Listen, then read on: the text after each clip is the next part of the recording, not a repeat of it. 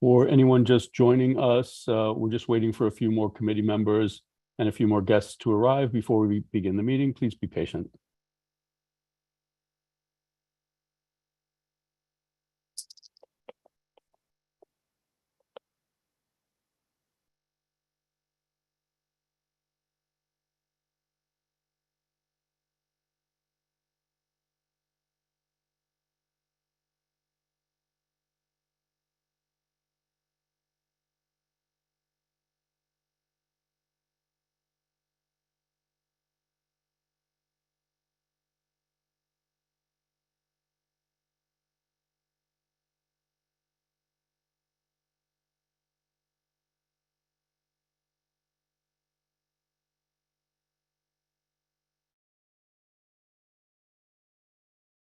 Mike, you can promote Angelos Cantos.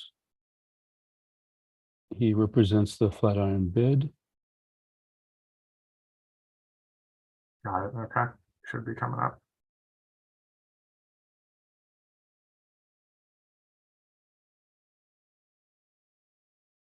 Marisa, if you recognize anyone from the Union Square Partnership or from NYU, let us know. We'll promote them as well. Hi, thank you. Hi, everybody. Good evening. Angelos, thanks for joining us tonight. Thank you. Nick, I see Dan Pizark is on. He's from 34th Street. Okay. Let's make him a panelist as well.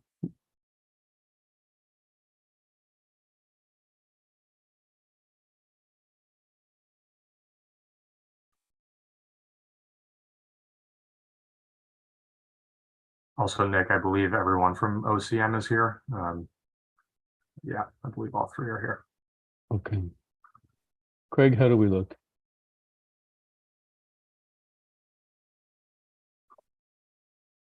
Oh, sorry. Including Sarah, we have 6. And we would need 9 of 16. Okay, I'll just give it another minute.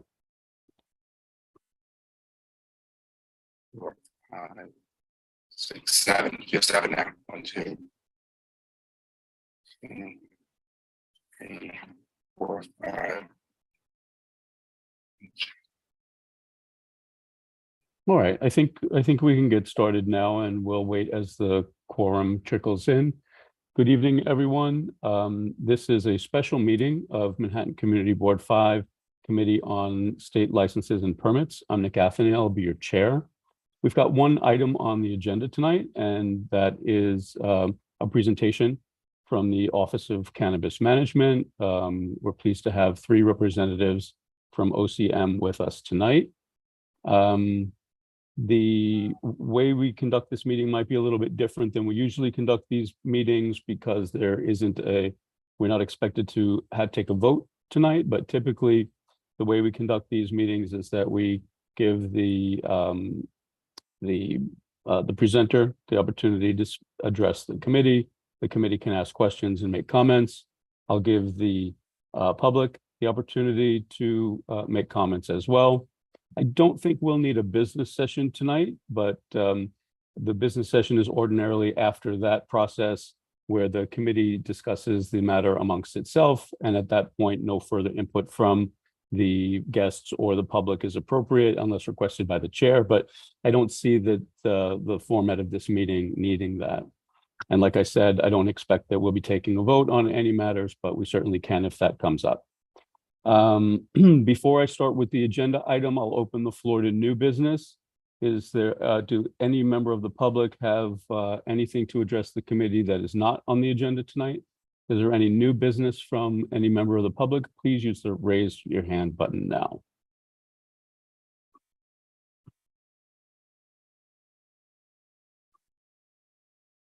Okay, seeing none, new business is closed. And we will begin with introduction by the OCM. I want to thank the members of the OCM for joining us tonight. And their timing for joining us tonight is not by chance. As many people know, our Cannabis Task Force is diligently working on their deadline in 2 weeks to present their guidelines for how CB5 will review and evaluate applications for cannabis licenses in our district. And we wanted to be addressed by the OCM as part of that process. So without any further ado, I'll ask the OCM to introduce themselves and thank them again for joining us. Good evening, everyone. My name is Pascal Bernard. I'm Deputy Director for Intergovernmental Affairs. I'm joined by my colleague, Phil. Hello, everyone. My name is Phil Rumsey. I am the Manager for Intergovernmental Outreach here at the Office of Cannabis Management. And my name is Adam Stoneski. Thank you for having us this evening, and Program Specialist with the Office of Cannabis Management. So Phil is going to pull up our PowerPoint. As he does that, just want to let you know the PowerPoint is about a half hour, and then we do Q&A for about half hour, 45 minutes.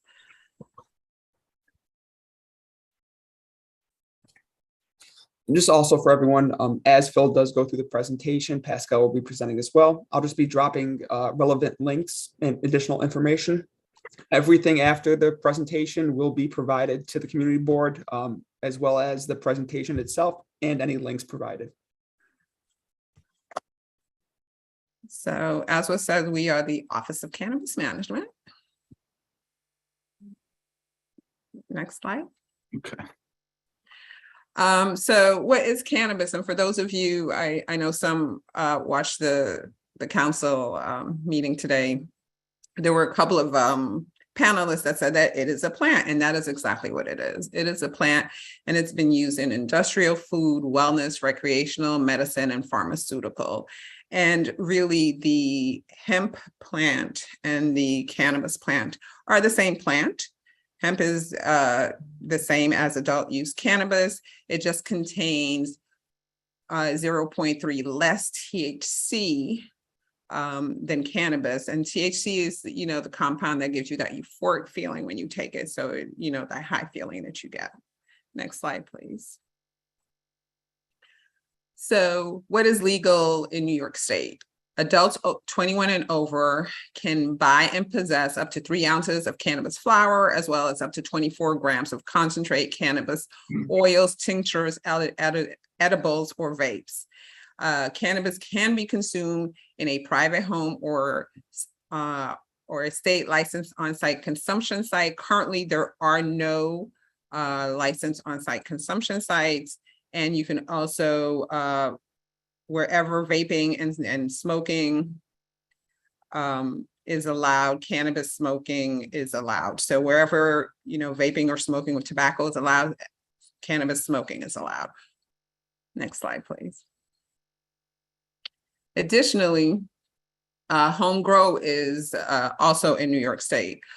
So currently, recreational home cultivation is not legal as of yet. 18 months after the first dispensary opens, New Yorkers 21 and older will be able to home grow. And as you can see on this slide, they can grow up to 6 plants, 3 mature, 3 immature, for a maximum of 12 plants per household. And these must be adults 21 and over. Our first dispensary in the state opened December 29th. And so 18 months after that, that is when people can begin to engage in recreational home grow. On October 5th, certified patients in our medical program were able to engage in home grow, and it can only be the certified patient or their designated caregiver, who must again be 21 and older, and the patient must be registered in our cannabis program, and they are able to grow their own medicine. Next slide, please. So what is the Marijuana Regulation and Taxation Act? You'll hear us refer to it as the MRTA or MARTA. So the MRTA was signed on March 31st of 2021. It created the the Office of Cannabis Management, as well as the 5-member Cannabis Control Board. Additionally, there is a 20-member Cannabis Advisory Board. It legalized adult use recreational marijuana, while also expanding the state's existing medical cannabis program and cannabinoid hemp program. And it also shifted the framework to a public health framework. And so as you see on this slide, think about it as a stool. The seat of that stool is public health. The legs are public safety, social justice, and economic development. Next slide, please. Again, the Office of Cannabis Management, we oversee adult recreational use, medical cannabis, and the hemp program. Next slide. The MRTA emphasizes social and economic justice. And so when the law was passed in 2021, it automatically expunged individuals' past marijuana convictions. Additionally, the goal is that 40% of adult use cannabis tax revenues will go towards investments in communities that were disproportionately impacted by prohibition. And the goal is to award up to 50% of all adult use licenses to social and economic equity applicants. Additionally, we also have to provide a social and economic equity plan. And we have an amazing equity team, and they're great, and they're working on all of these pieces. Next slide, please. So the taxation part, and remember, we talked about it being a stool with three legs. And so this is the economic development portion, right? And so we are moving to a weight-based tax, which will replace the THC per milligram tax. And so edibles will be, 0.3 per milligram, cents per milligram, 5 cents per milligram for flowers, 8 cents per milligram for THC concentrate. The state will get 9% state excise tax on sale of cannabis products by realtors to cannabis consumers. The local municipality will get up to 4% local excise tax. Next slide, please. And so this will go into the New York State Cannabis Revenue Fund. And so all the cannabis revenues will be deposited into this fund. And the fund will, again, be reinvested in different ways across the state. First, we have the community grants. And so these grants will go to nonprofits and community-based organizations that are in communities that were disproportionately impacted by prohibition, as well as drug treatment and public education. And so really, when you think about the fund, you should think 40, 40, 20. 40% will go to education, 40% will go to community reinvestment, and 20% will go to drug treatment and public education programs. Next slide, please. Opportunities in the industry. So the MRTA has 9 different license types, and here you see them on the screen. A lot of people are more familiar with the retail dispensary, but again, we have 9 different license types, and it's very important that people look at all the different licenses to familiarize themselves with them and really kind of think about what is the best license for them. The only license that allows seed to sale is the micro business. Next slide, please. So we here in New York State have a tiered system. We have a supply tier, a retail tier, a medical tier, and laboratories. And this is purposeful on our part because we wanted to make sure that no person may have direct or indirect interest across tiers. And this includes stock ownership, because we really want this to be a healthy ecosystem. Our executive director, Chris Alexander, our board chair, Tremaine Wrights, talks all the time about creating a healthy cannabis ecosystem.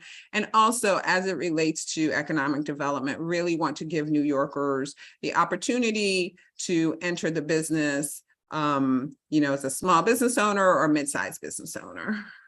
Next slide, please.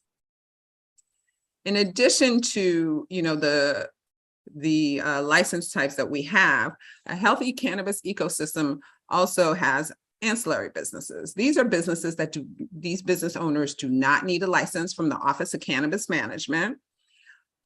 These are people who already have thriving businesses and want to maybe enter the industry. And so these ancillary businesses are very important to the cannabis industry. And what we like to do with this slide is just really give examples of existing businesses that all people have to do is really turnkey their business and will be able to enter the industry. And really the best way to do that is to look at our regulations as well as our proposed regulations and know what the guidelines are. And so if you are someone that is a graphic artist, you know, we have regulations as to what the packaging should look like, what can be on the packaging, how the packaging should be done, and the labeling for the packaging. And so, you know, you would need an artist to do that, and someone familiar with the regulations and looking at the proposed regulations will really understand how to, again, turnkey their business to the industry and work within the cannabis industry. Next slide, please. Conditional adult use licenses. So we talked about the MRTA licenses, and those are the 9 license types. And, you know, these licenses we released our proposed regulations for these licenses on November 21st. We also have a standalone licensing system. Think of it as a micro cannabis ecosystem. Really, we created this to jumpstart the industry here in the state. And so we have the adult use conditional cultivator license, the adult use conditional processor license, and the conditional adult use retail dispensary license, which we call CARD. Next slide, please. And so for these conditional licenses, we have about 280 for the conditional cultivator license. 280 licenses were issued with additional licenses, applications under review. For the processor, 38 licenses were issued with additional applications under review. And for the conditional adult retail dispensary license, again, we call that CARD. Thus far, we've issued 36 licenses with a goal of 175. And so really think this follows what the MRTA licenses will do. So you have to grow it, you have to process it, and then you get to sell it. And so there were 2 different kinds of CARD applicants and applications. One was for an individual, and it can be an individual or an eligible family member with a New York State cannabis-related conviction, experience owning and operating a qualifying business. And the eligible family members are parent or guardian, child or dependent, spouse or ex-spouse with all the proper documentation. Additionally, nonprofits were also able to apply for CARD, and to do that, they had to intentionally be servicing justice-involved people and engage in social enterprise. And actually, the first dispensary to open in the state was Housing Works. They have a dispensary, and they opened December 29th. Next slide, please. Enforcement. I will now turn this over to my colleague, Phil. Okay, thank you very much, Pascal. What I want to talk about now are the OCM enforcement activities, and specifically the illicit market. We've been giving these presentations across the state, and from the easternmost side of Long Island to the westernmost side of Buffalo, we've been hearing complaints about the brick and mortar stores that have been popping up. And to be clear, we're talking about the brick and mortar stores with the act of what we're referring to as gifting. And we sometimes call them sticker stores because they'll sometimes have a nominal product, maybe a stack of stickers or some shirts. Someone will come in, give them $80, and they'll give them a sticker, and then they'll just slide some cannabis across the counter. And this act is illegal, and it's not. It's certainly a misinterpretation and an outright deliberate attempt to bypass what was in the Marijuana Regulation and Taxation Act. This has been an issue for, that we've been addressing and staying on top of really since day one, October 21st of 2021, at the second Cannabis Control Board meeting. Both Chair Wright and Executive Director of the Office of Cannabis Management, Chris Alexander, both issued statements on gifting, making it very clear that this was not allowed, and that if people continued doing this, that it would put them at risk of receiving any type of legitimate license from the Office of Cannabis Management and the Cannabis Control Board in the future. January of last year, we began sending out cease and desist letters to suspected illicit retailers, and we are continuing to do that. July of last year, we sent out a press release kind of detailing our efforts to crack down on these brick and mortar gifting operations. And our OCM enforcement staff works daily with the illicit operators. They're conducting investigations and working with local law enforcement, trying to crack down on these the best they can.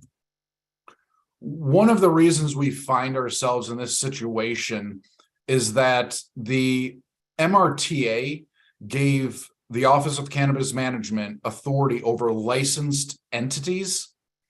And as Pascal said, we currently have one licensed entity open. So we have jurisdiction over, places that were given licenses by us.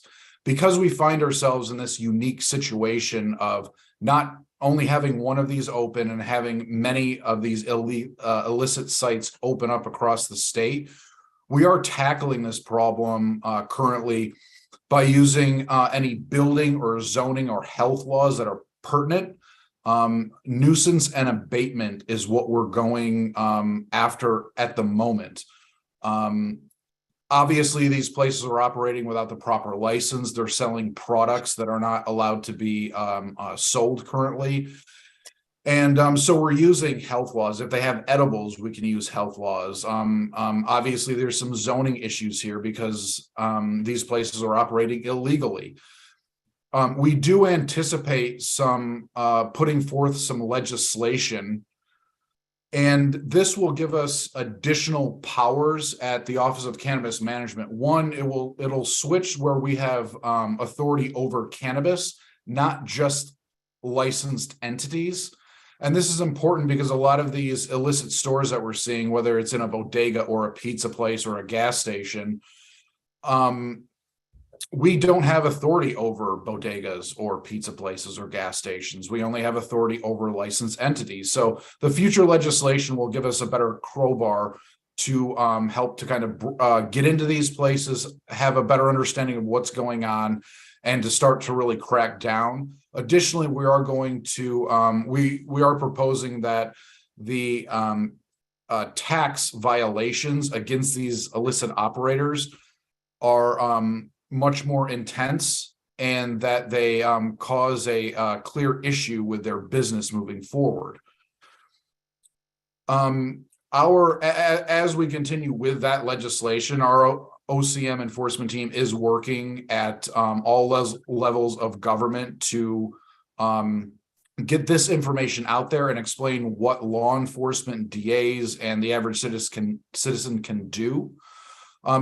Bottom of this slide here, the complaints at ocm.ny.gov. We just threw in the chat some additional information. If you see one of these places and you want to report it, we do ask that you provide as much information as you can while remaining safe. And once you send in some information to the complaints email, that kicks off the investigation of OCM Enforcement Division. And they start looking into who owns this. Are they actually selling illegal products? And really analyzing what they're doing there, and then taking the necessary steps that we can take using existing laws. And as I said, that's usually building codes, zoning, and health laws. As I was saying, OCM Enforcement Division is conducting investigations right now. They have been since January of last year. They are working with local law enforcement and DAs to talk about strategies and how they can, under existing laws, crack down on these illicit sites. They are continuing to staff up. They're visiting the illicit stores once they've been identified, primarily through that email. Continuing to issue the cease and desist letters, and again, assisting local law enforcement. Recently, the OCM Enforcement Division did partner with the New York City Sheriff, and they were able to impound 16 illicit trucks. Again, using the existing laws is what we need to do right now. And some of these, we were looking at registration, what they were even, did they have the proper permitting, things like that. Anything that we could do to crack down on these trucks, we used. Retail guidance. So we have produced a rather large document. It's called Guidance for Adult Use Retail Dispensaries.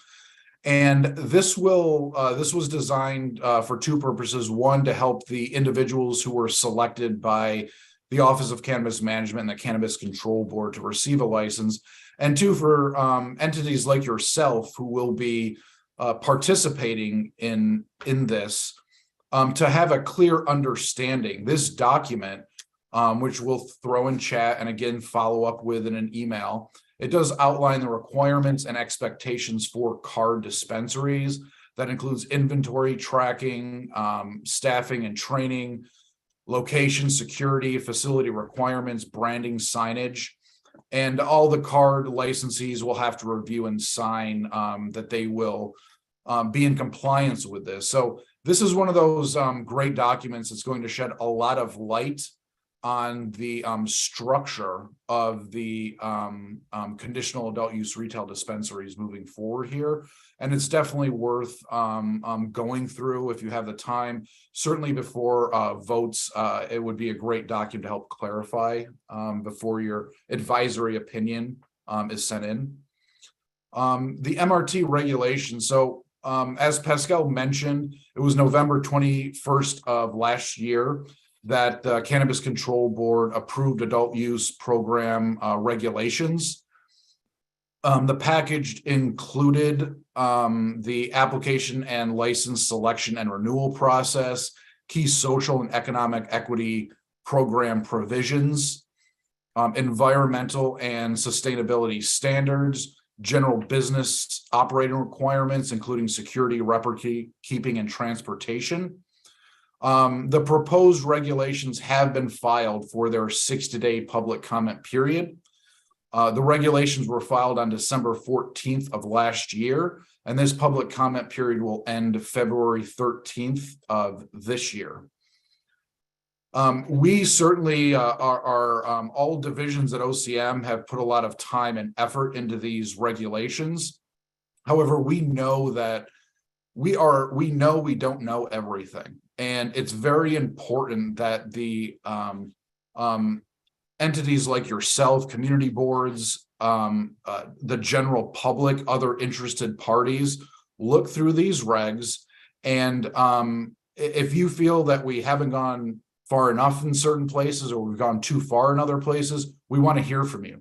If you have an idea that you think will make the ecosystem, the cannabis ecosystem, better than what our regulations have proposed, we want to hear from you. We want to hear what you're thinking, what you think of the regulations.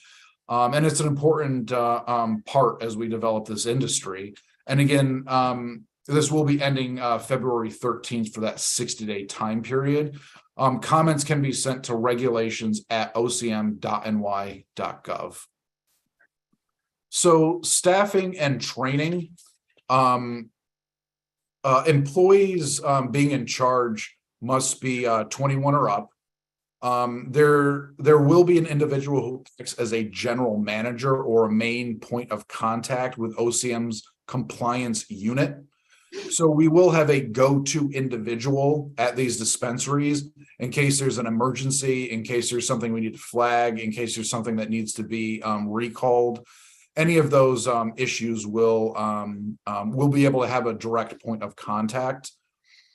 The individual, the general manager, will be expected to submit any required reports and ensure that records are kept in compliance with OTM requirements and ensure that all dispensary employees are trained in accordance with a manual.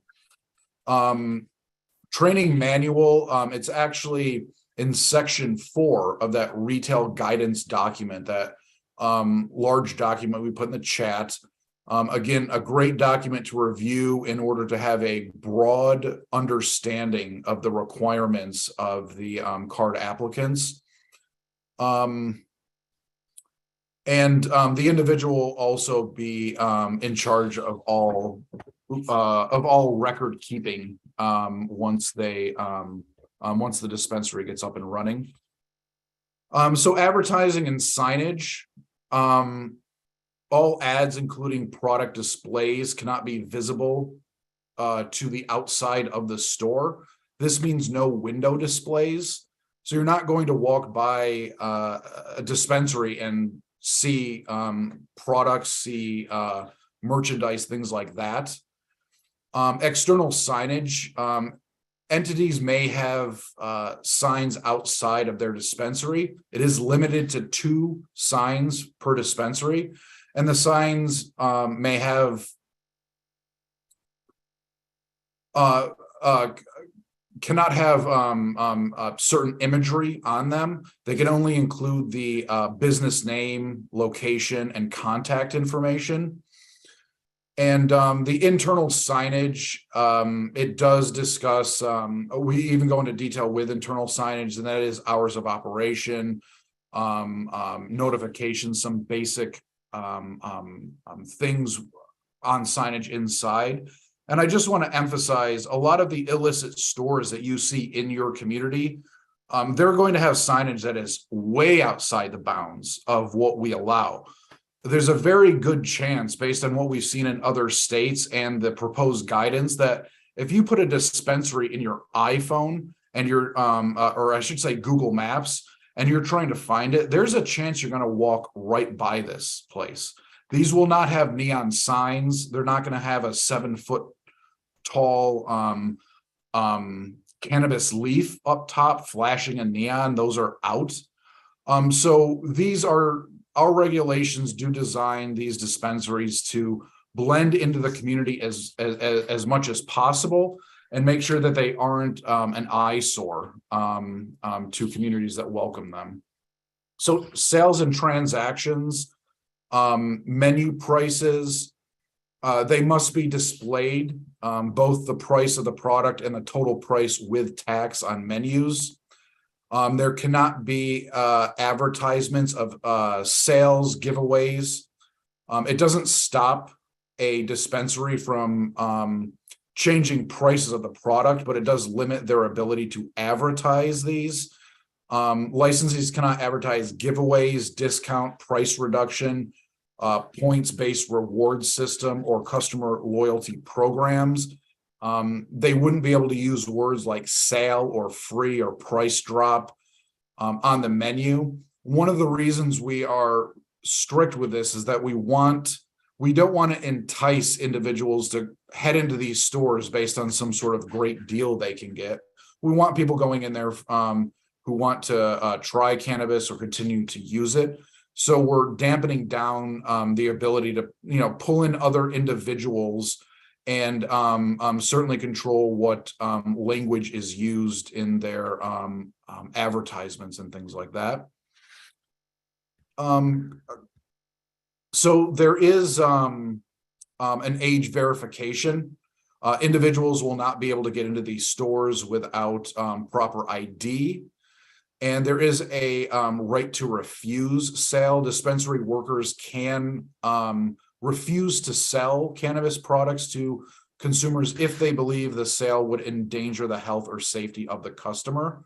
So again, we're trying to create a very structured environment, both for the workers and for the customers coming in. Customer education is a important part of this. We want to make sure individuals coming into these stores whether you're a novice and you've never touched cannabis in your life, or you've been smoking daily, we want to make sure that everyone is fully aware of the products there, the prices, the menu. What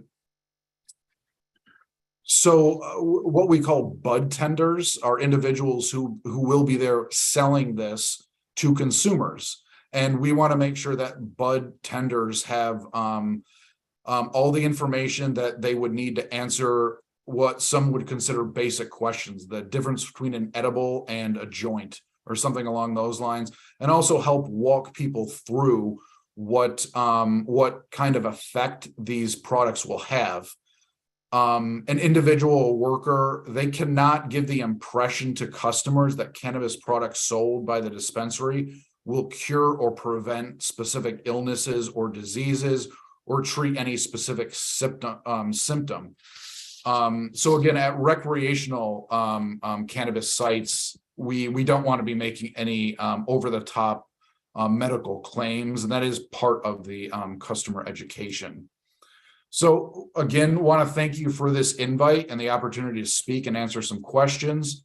Last two things I want to throw out here is, if there are some events you would like us to be aware of in the future, please send them to events@ocm.ny.gov. And if you'd like some regular updates from the office, you can go right to our website. It's cannabis.ny.gov. And I think you just have to scroll down a little bit and you can sign up for our email service. So with that, I'm going to stop sharing my screen. And unless there's a chance we happen to cover every conceivable topic you were thinking of and gave you a great explanation, I have a feeling there might be a few questions for us, and we're happy to take them. Thank you, Philip, and thank you to the rest of the team. We really appreciate how thorough your presentation has been. I'm sure there will be lots of questions, but before I open the floor for the committee and the public, I have a few questions for you myself. They fall into three general categories. First, some specific citing questions. Second, the role of community boards in the review of cannabis license applications.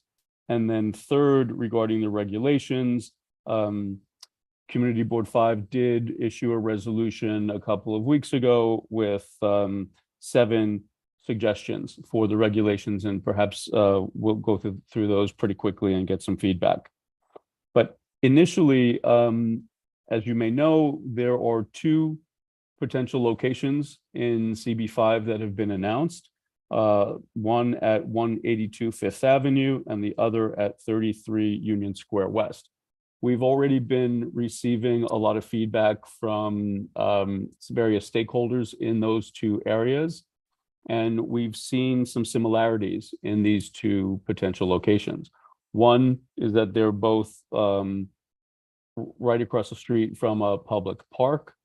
182 Fifth Avenue is across the street from Madison Square Park. 33 Union Square West is across the street from Union Square Park. I think we're wondering whether proximity to a public park or other public place is a consideration in your citing requirements.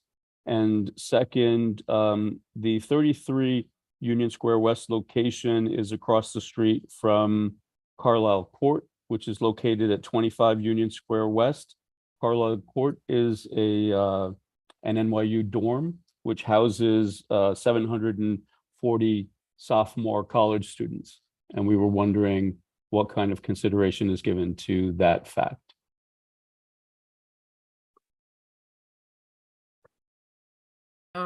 Thank you for that question. So we didn't do the citing. OCM did not do the citing. DASNY did, Dormitory Authority of the State of New York. So they cited the locations, I should say. So I really can't speak specifically to what they were looking for. I can say in broad strokes that, they were looking for high traffic areas where, businesses would be successful, the dispensaries would be successful. As it relates to the proximity to parks, in the MRTA, The sensitive use areas are houses of worship and schools. So it's 500 feet from a house of worship, 200 feet from 500 feet from a school and 200 feet from a house of worship.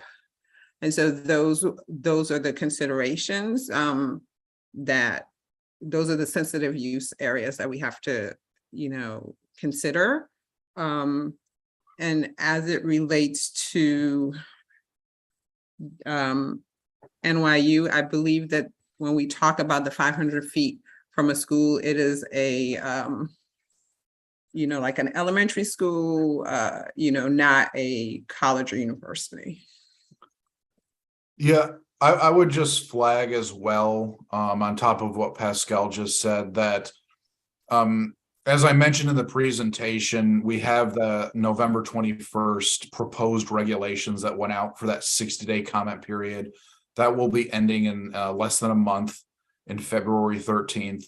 And we are in a state of flux right now with some of, certainly some of the first part of your question. We're in a state of flux. We don't have finalized zoning regulations. You said that you had sent in, I think, 7 suggestions yourself. And we don't know what those are going to look like when they're fully completed. There's that 60-day comment, and then we take them in, analyze them, see what people were saying. And if there's enough changes to them, they go out for an additional 45-day comment period so that people have the ability to look. So some of the first part of your question, we don't have a clear-cut answer or a document I can just send you and say, here you go, this answers everything. And it's one of the reasons it's so important for community boards and the average citizen to be sending in the proposed comments to the proposed regulations. We need to hear if there are flags or changes that you would like us to make. And so it is a little bit difficult to do a deep dive into that question right now as we're working through this comment period. So if I understand the process correctly, during this comment period, will there be any action taken on those 2 locations? Will there be applications? Will there be potential licenses? So the individuals that will go into those locations are card licensees. If you remember the conditional adult use retail dispensary licensee. So that's who would be going into those locations. And that's where that retail guidance document and other things we've been putting in the chat. They help to illuminate what the card applicant had to go through and what you can expect from them once they open. It really helps to drill down on the specifics as we build out our proposed regulations for the larger unveil here in the future. Yeah, and I know you had a 3-part question, so I'm going to take the last part. We did receive the email for your public comment on the proposed regulations. We are not going to be able to really have a discussion with you about that, just because this is the public comment period. And so our office, we can acknowledge that our office did receive the feedback from the community board, and thank you for that, because everywhere we go, we always tell people to please provide feedback, because this really, the regulation period, the public comment period is an opportunity for government and constituent to engage in conversation. And so we're happy that you guys engaged in conversation with us. But because it is the open public comment period, we're limited in what we can say, but we can say that we did receive it, and thank you for that. I understand. So for the members of the public and others who may not be familiar with our comments, I'll just go through them really quickly, one by one. The 7 suggestions we had: first, we wanted to see that harm reduction facilities be included as part of the sensitive areas, sensitive use areas. Second, we are hoping that the hours of operation are flexible for these establishments. If some are in residential areas, there may be earlier hours that are appropriate. And we were wondering how much flexibility we have as local municipalities to dictate hours of operation. Third, we were asking for the ability to negotiate with specific licensees on their particular methods of operation to be more compatible with their specific locations. Fourth, we were requesting more information in the notices that we receive regarding cannabis applications. Fifth, additional time to review. Right now, the regulations give municipalities and community boards only 30 days to review an application, and that's a bit short. Sixth, we were asking for the same opportunity to review renewal applications that were given to review initial applications, and it doesn't appear that the regulations provide for that. And seventh was a question that I believe we've answered since. We don't think that alcohol should be served at locations serving cannabis, and I believe that the regulations also already prohibit that. Is there anything that you can say about any of these seven? Any that may be already addressed in the regulations? It's a little, again, I think as Pascal said, we need to be very careful about how we address the reactions to the proposed regulations. It's important that our legal team is able to take these in and analyze what's being suggested. I think I would just repeat that unfortunately we are in the a strange time period without the finalized regulations. However, with the guidance documents, some of the one-pagers that we have for community boards and other municipalities do help to really illuminate what you can expect to see from the dispensary and what requirements individuals have just to get to that point, what they went through in order to get to a licensee status at OCM. Otherwise, yeah, I think we've certainly heard other people suggest similar things, and again, there's not too much we can say about the suggestion other than to allow for the 60 days to come to an end. Let us incorporate them. See if there's enough individuals flagging similar issues, and from there, once we put them back out for the possible 45-day comment period, I think it'll be easier to address some of the changes that were suggested there. We understand. Thank you. And then, so the second part of my question was what role community boards will have. What do you see as the role now? I know the regulations haven't been finalized yet, but what do you anticipate will be the role of community boards? So the community boards have an advisory role. The licensee will come before you and do make their presentation for before the community board. I guess it would be this committee, and you provide your advisory opinion to the Cannabis Control Board, and then the Cannabis Control Board will use the advisory opinion of the community board along with other materials to make a final determination on license. Okay, I think that's pretty much what we expected. Okay, I'll open the floor to additional questions from the committee and from some of our guests representing bids. If there are any, please use the raised hand button.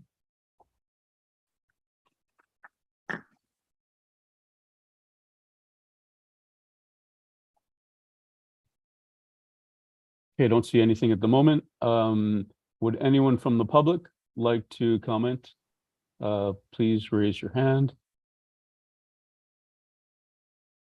Charles, we're going to promote you to a panelist. Please turn on your camera and unmute yourself.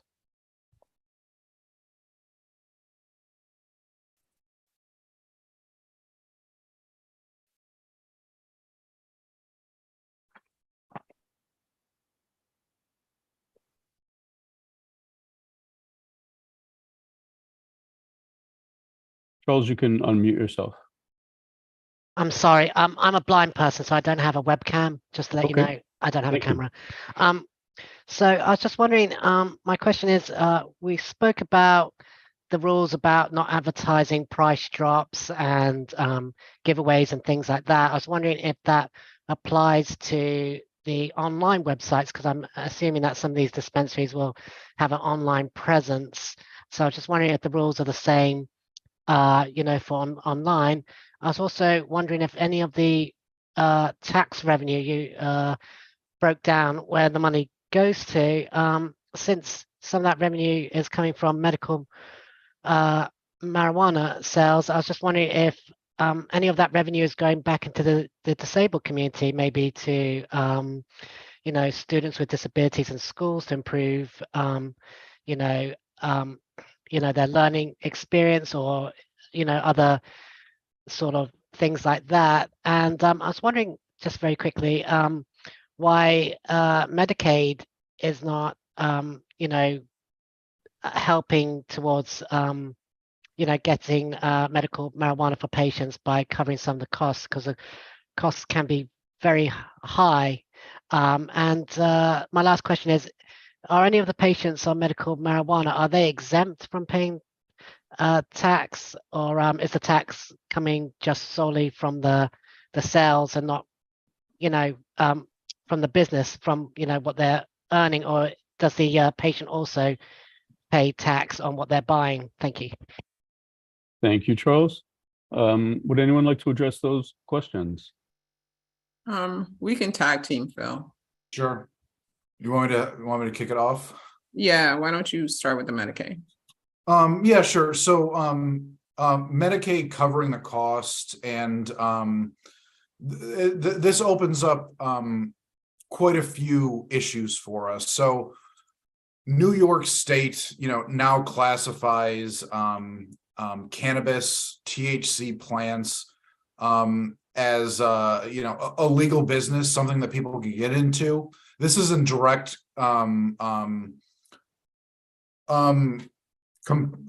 direct comparison to what the federal government is doing, which is the exact opposite. The federal government has planted its feet. Cannabis is a Schedule I drug. You cannot transport it across state lines. They consider what New York State is doing to still, be illegal.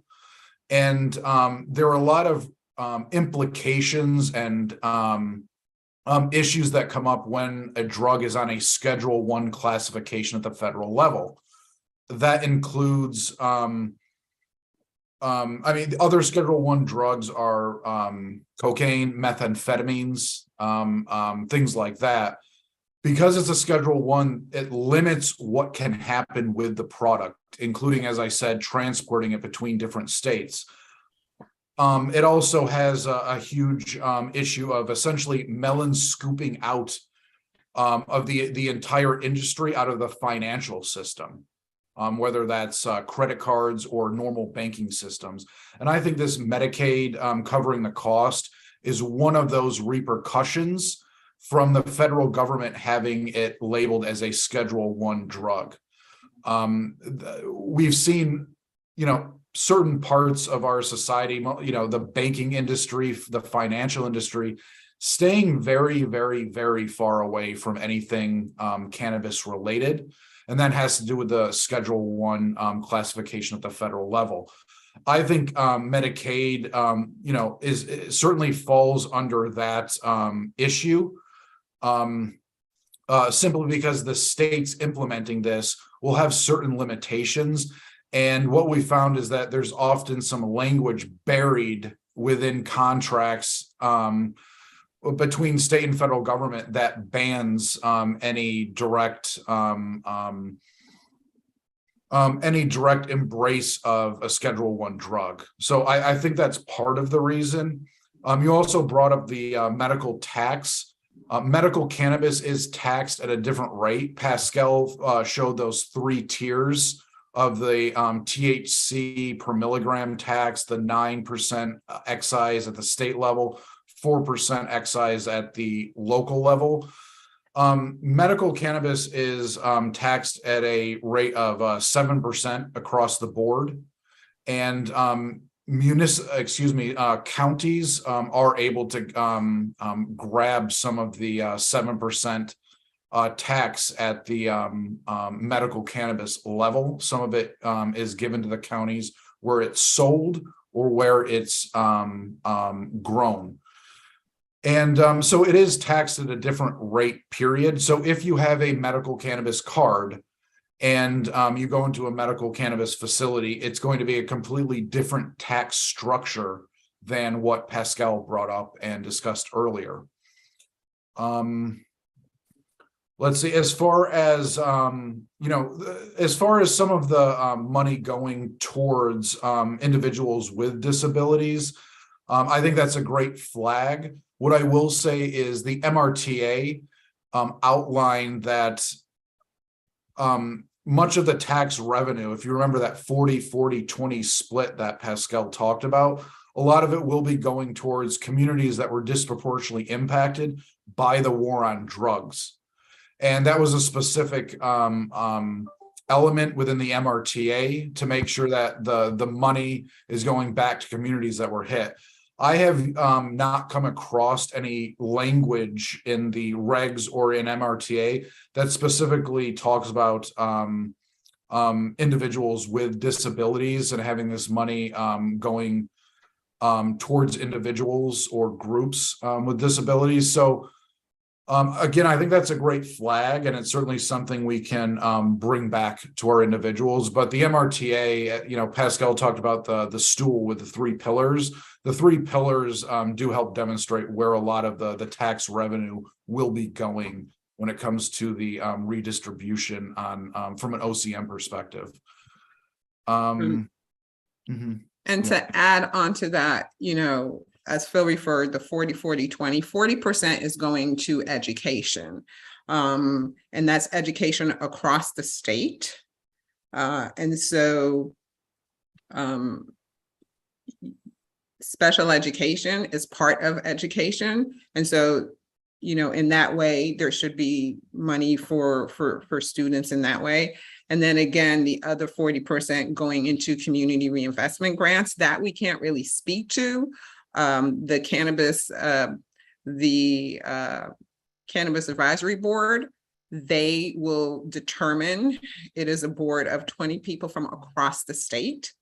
They will determine where those monies will be, allocated, what programs, but I'm almost certain that in the communities disproportionately impacted by the war on drugs, these are the same communities where there's a higher proportion of, children that are, that may have learning disabilities and other things. And so I would be surprised if disabled students did not receive, some kind of money or organizations that service them. Okay. Thank you for that. Would anyone else from the public like to comment on this matter? I see Jessica Disselberger is an attendee. Jessica, you're representing Madison Square Park at this meeting. If you'd like to make any comments, you can raise your hand now. Or any other member of the public who'd like to speak.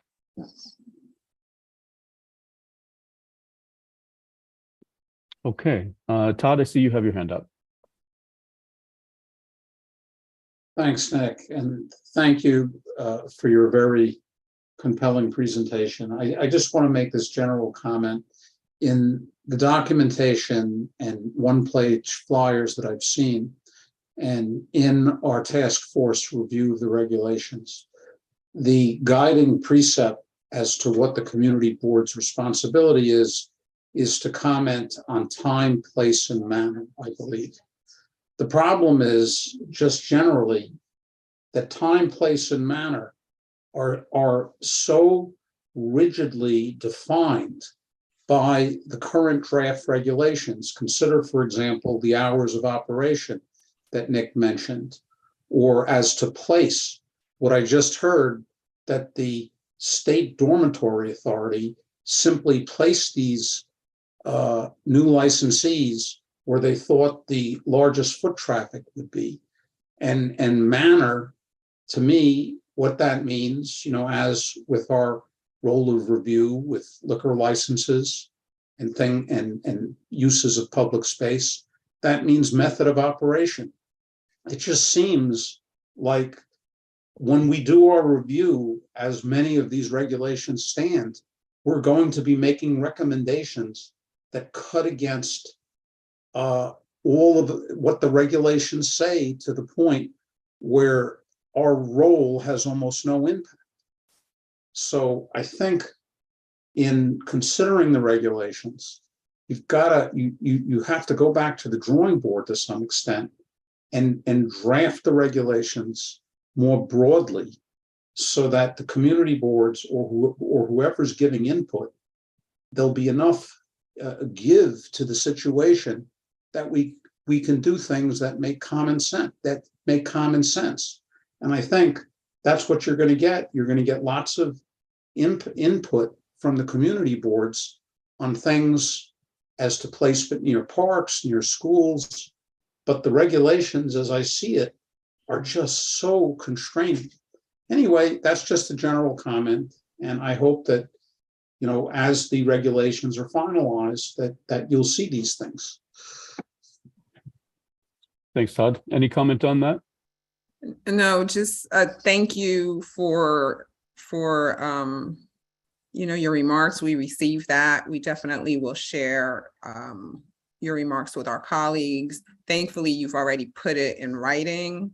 And so we do have that as it relates to the proposed regulations. Yeah, I'll just quickly add, for context, we're writing regulations. The Office of Cannabis Management, the Cannabis Control Board, we're writing regulations that have to apply to Manhattan and to Plattsburgh, which is almost in Canada, and has a smaller population than Manhattan. We have to make sure that these can be implemented statewide, and that that this ecosystem can function in a small rural community and in different places throughout Manhattan. And we did have to, we wanted to make sure that there were certain foundational elements throughout the state. And one of those had to do with hours of operation. And I can certainly as Pascal said, we appreciate you flagging these things. Certainly want you to send them into the regulations email. And again, this is why they go out for a 60-day comment period. This is why if there's enough comments, they go out for an additional 45 days. So it's helpful to hear, your perspective, and we will see what comes out of this initial interaction with the 60-day public comment, and go from there.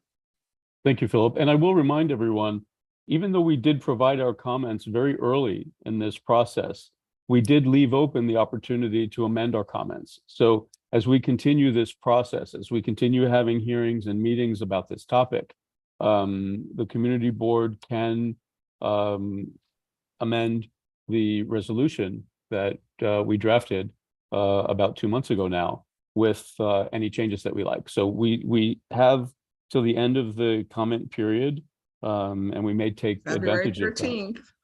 February 13th. So we may address that. Jessica, I saw you had your hand up. Did you still want to address the board? If so, raise your hand again. Okay, Jessica, we're going to promote you to a panelist. Please turn on your camera and unmute yourself.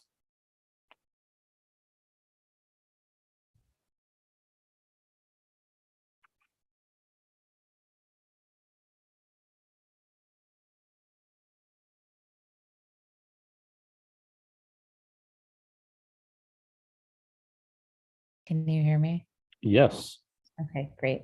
I am representing Madison Square Park. I also am a member of the community and wanted to understand a little bit more about what this review period means, given that it sounds like the zoning has not been set with respect to the 182 Fifth Ave location.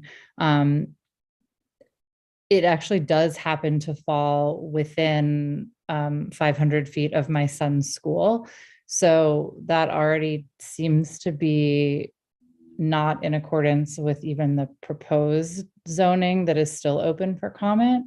So I'm just curious how, I know there isn't a lot that can be said, but I'm wondering, depending on what changes come of the zoning legislation, is that location possibly going to become unavailable as a dispensary, or how would something like that work if it turns out that it does wind up violating whatever the final zoning is? Jessica, what's the address of the school you're referring to? It's 5 West 22nd Street. It's 375 feet from 182 Fifth Ave. Yeah, I mean, I can certainly address some of these things. One thing I do want to flag is the concept of dual use, and that applies to both houses of worship and schools. Mhm. If it's not a if it's a large building that has let's say a church on the second It's a floor. private preschool. Gotcha. It doesn't, Okay. it doesn't do anything other than have preschoolers.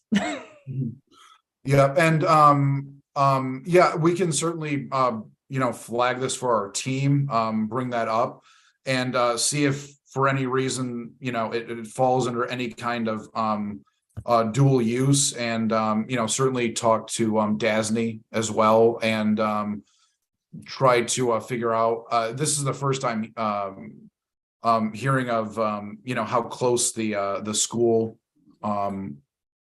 appears, so we can certainly follow up Okay. on this. Yeah, I'm more just curious about the process. Seems a little fuzzy. I'm curious what the actual process is. We're in this comment period, so what does that mean? If the final zoning is determined to eliminate a couple of these locations, are they like grandfathered in because the leases were signed before the zoning was in place, or how does that that's what I'm trying to get clarity on. We'll have to get back to you on that, just because again, it is the public comment period. We're not sure if we, what we can and can't say. So we just have to check with our legal department with that. But in the building that the daycare is in, are there other things in that building? The only thing that I'm aware of is the school. So the entire building is just the school? It looks to me like it's a 10-story commercial building. Yeah, I don't know what else is at that address, but there is obviously a school at that address. Yeah, That may be the co-location that Phil talked about, but we'll have to check, and then, we'll be able to, we can provide the information to Marissa and Mike. Okay. Thank you. Thank yeah, you, and the Jessica. dual use concept does apply to churches as well as schools.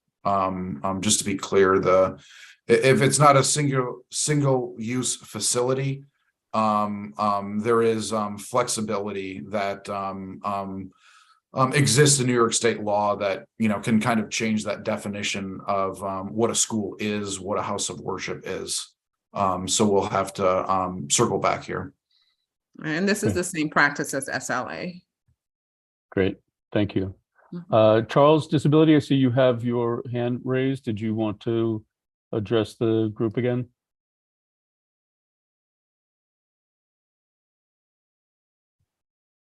Yeah, yes, hi. Can you hear me okay? Yes. Just two quick comments.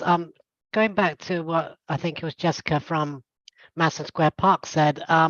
So there's already a medical marijuana dispensary at East 30th Street and Fifth Avenue, right there on the block between Fifth and Madison. So it actually made me wonder how many dispensaries are allowed to.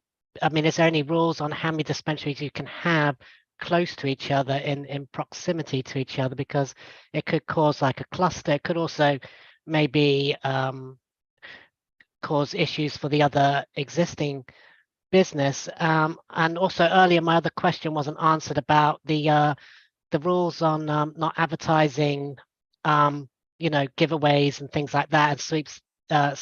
Things like that about price drops. Does that also apply to the business's online website? And also, could someone from the board please email me the direct link to the public comments, because unfortunately the city website is not that accessible to my screen reader, so it'd be great to have a direct link emailed to me. Thanks. Thank you, Charles. As it relates to the dispensaries, the regulations for them, brick and mortar, is also for them online. So they won't be able to, say, hey, we're having a fire sale, right? That's not permissible. And then there was something else. I'm sorry, I didn't catch the other piece. It was locational requirements between dispensaries. Oh, okay. Yeah, that does fall under the current proposed regs, so we don't know what they're going to look like months from now. However, a multitude of different teams at OCM certainly recognize that we want to build a sustainable long-term cannabis ecosystem throughout New York State. We didn't want what I sometimes refer to as a Starbucks effect. In other words, you walk out and you're seeing a Starbucks on every corner, or every 10th store, there's a Starbucks seemingly everywhere. We wanted to make sure that didn't happen. Having 15 stores near, practically on top of each other does not create a market where any of them could exist, right? So in the proposed regs, we do have a 1,000-foot radius around dispensaries. That takes up a few blocks. And again, we are certainly open and willing to listen to suggestions and comments on that. But we were certainly aware and also fearful of not allowing these dispensaries to be able to flourish. If there's 15 on right on top of each other in a small town, or in a block or something, they're just not going to survive. They'll kind of cannibalize themselves. So we did want separation between them, and to make sure that there was enough space so that people weren't having that Starbucks effect. And also, people who go to the recreational dispensaries will not be able to access the medical dispensaries. The medical dispensaries are for people who are certified medical patients. Got it. Jessica, I see your hand is up. Did you have something additional to say? I have a follow-up question, actually. You mentioned the 1,000-foot radius as it applies to multiple dispensaries. Within New York City, if those dispensaries are within a mixed-use building, will that not apply? You mean with the like the dual use? Well, you said there's this sort of like mixed use loophole, so I'm wondering if it works both ways. Yeah, and I would say it. Does it need to be a standalone?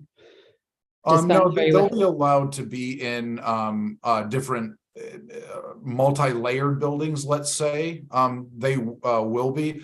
I wouldn't necessarily call it a loophole when it comes to the dual use.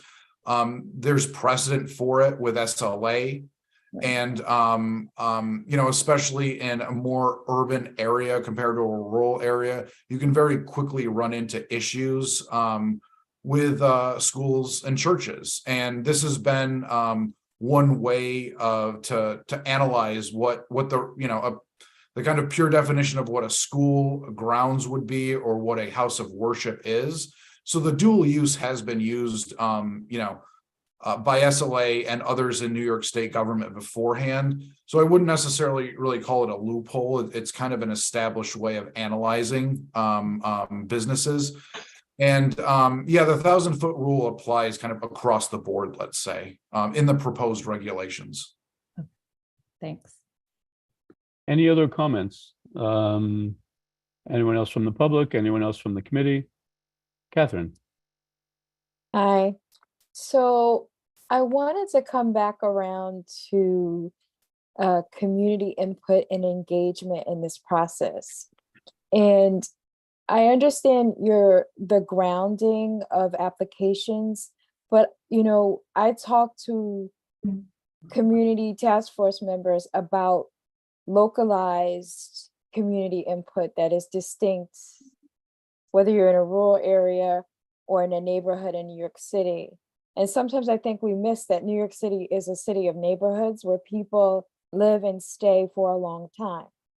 And so to be able to weigh that in the process is significant given the restraints we see with time, place, and manner, where it's after the fact.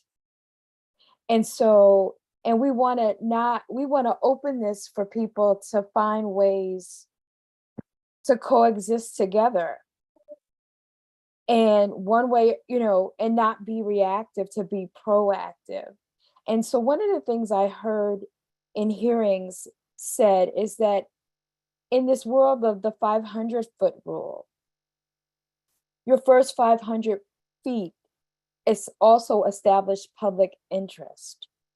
That is the community you first need to prove your do good to, because this is where you will coexist.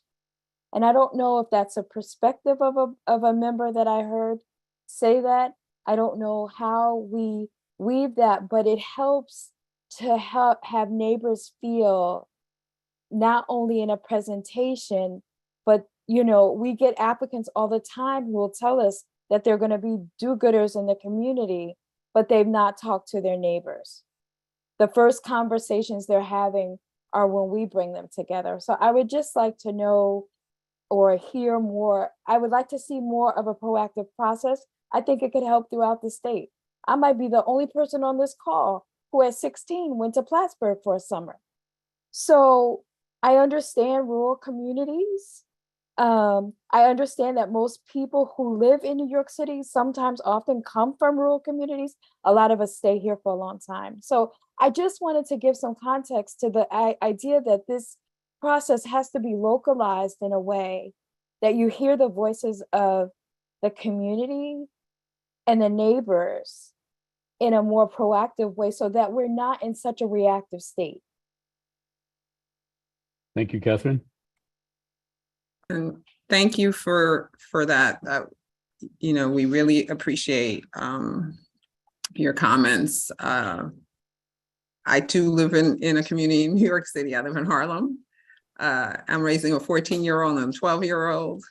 There are days I like them, days I don't. And for those of you who have children, you understand. Yeah. So I appreciate your comments and fully understand them. And it is the open public comment period. I think your framing is great. And should you guys rewrite your comments to our board, adding some of that framing in, I think would be powerful. Good suggestion. Thank you, Pascal. Anything else? Anything we haven't touched on yet? Anything new? Okay. Seeing none, I want to thank our guests from the OCM again. Pascal, Philip, Adam, we appreciate you being here. We appreciate your time. We appreciate your hard work on this. Thank you for making yourselves available. And we plan to be in touch. Thank you so much for having us. I will say today that this morning, Marissa, you should have it. You should have gotten this email. I sent out an email. We are having a meeting just for community board members with our executive director, and this is for community board members across the city. There are 3 dates. Inadvertently, we do not have there are 3 dates and times. Inadvertently, we do not have an evening time, but we are working on rectifying that oversight. So we apologize. And so we'll send out a new one. I encourage everybody, not just this committee, but other people on the board, because eventually it leaves committee and it goes to the full board. So I encourage people to please sign up for one of the time slots and attend. And we really appreciate being here. And we thank you all for having us. And I will just quickly thank Marissa and Mike. We contacted them before the holiday. And they've been great partners, very responsive, but you guys already know that you got a great team, but just wanted to publicly acknowledge them. Thank you so much. All right. Have a good night, everyone.